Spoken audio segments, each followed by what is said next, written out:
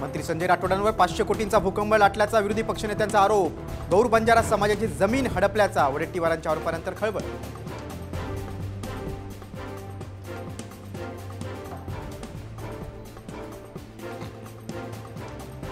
जागतिक लोकशाही दिनानिमित्त उपराष्ट्रपती जगदीप धनखड महाराष्ट्र दौऱ्यावर। राज्यातील 418 ITI मध्ये संविधान मंदिराचं करणार लोकार्पण।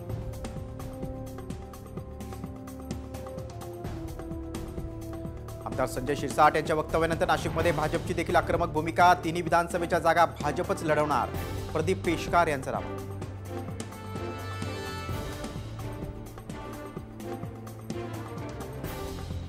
शिवसेना ठाकरे गटाचे सचिव सूरज चव्हाण यांचा जामीन अर्ज फेटाळला। कोविड काळातील खिचडी घोटाळ्या प्रकरणी PMLA कोर्टाचा निर्णय। सूरज चव्हाण आणि आदित्य ठाकरेंचे निकटवर्ती।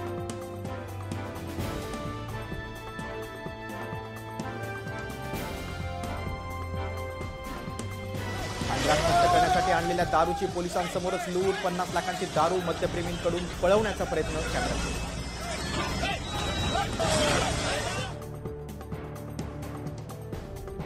जायकवाडी धरणातून गोदावरीत विसर्ग वाढवला। 18 दरवाजे अर्ध्या फुटाने उघडले। गोदावरीत 9432 क्युसेकनं विसर्ग।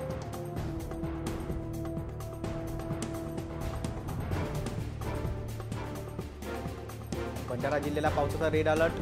गोसीखुर्द धरणाचे 25 दरवाजे उघडले। नदीकाठावरील गावांना सतर्कतेचा इशारा।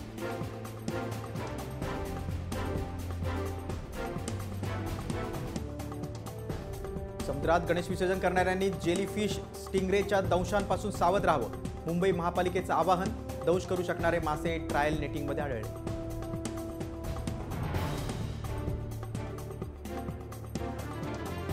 नाशिकच्या सायकडा परिसरात मादी बिबट्या आणि 3 बिचडांचा मुक्त संचार। सोनगाव करंजगाव रोड परिसरात पाळीव प्राण्यांवर हल्ला। बिबट्याला जेरबंद करण्याची मागणी।